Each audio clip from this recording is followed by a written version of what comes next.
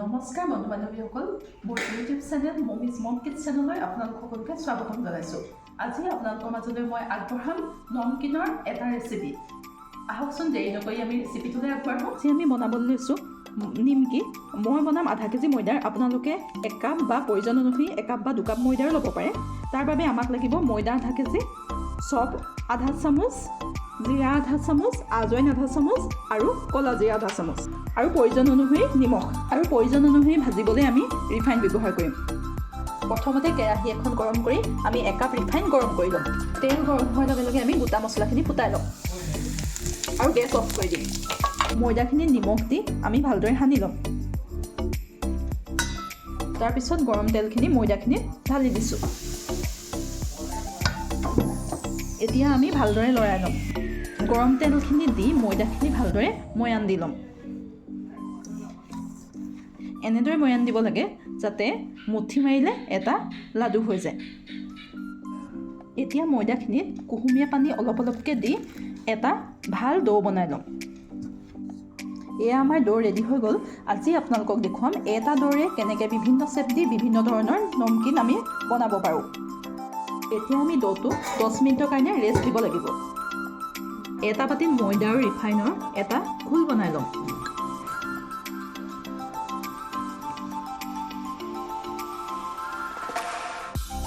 ডোটো এনেকৈ সৰু সৰু লাডু কৰি লোৱাৰ পিছত আমি ভালদৰে সৰু সৰুকৈ বেলি ল'ম।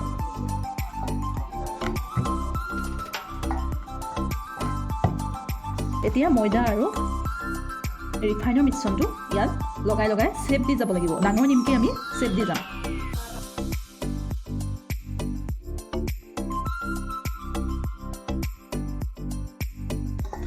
ডাঙৰ নিমকি শ্বেপ দি আমি পুনৰবাৰ বেলি ল'ম।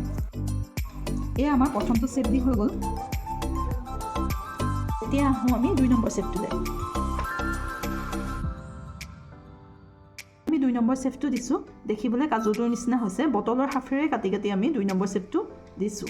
এতিয়া আমি আহোঁ 3 নম্বৰ শ্বেপটোলৈ। 3 নম্বৰ শ্বেপটো আমি নিমকি আকাৰত দিম, কাটা নিমকি আকাৰত দিম। 3 নম্বৰ শ্বেপটো ৰেডি হৈ গ'ল। এতিয়া আহোঁ আমি 4 নম্বৰ শ্বেপটোলৈ। এইটো দীঘলে দীঘলে একেবাৰে ইজি, দীঘলে দীঘলে কাটি গ'লেই হ'ল আৰু।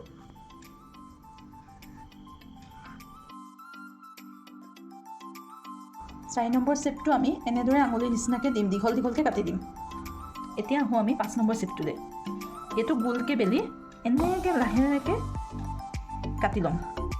এনেদৰে কাটি আমি ময়দা আৰু তেলৰ মিশ্ৰণটো ইয়াৰ ওপৰত লগাই ল'ম।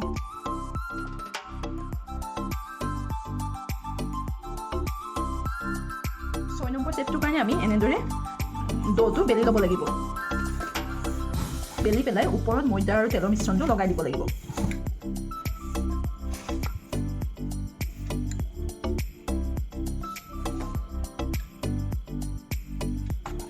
তাৰপিছত আকৌ এবাৰ বেলি দিব লাগিব।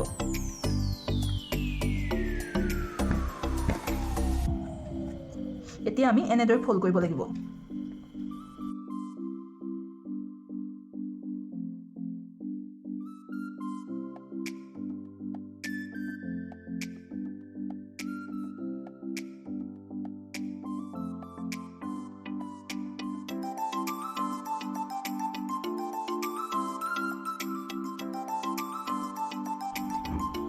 এটা ডো ভালদৰে বেলি আমি 7 নম্বৰ শ্বেপটো দিছোঁ।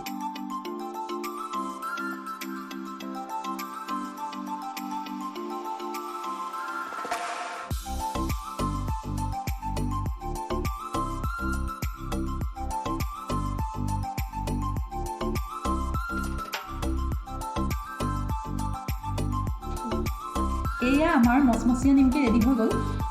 এইখিনি আপোনালোকে এনেদৰে বনাই বহুত দিনলৈ ষ্ট'ৰ কৰি ৰাখিব পাৰে। এয়া খুবেই মচমচীয়া আৰু ধুনীয়া হৈছে। এয়া চব ভাঙি দিনতে গুৰি হৈ গৈছে, ইমানেই ধুনীয়া হৈছে।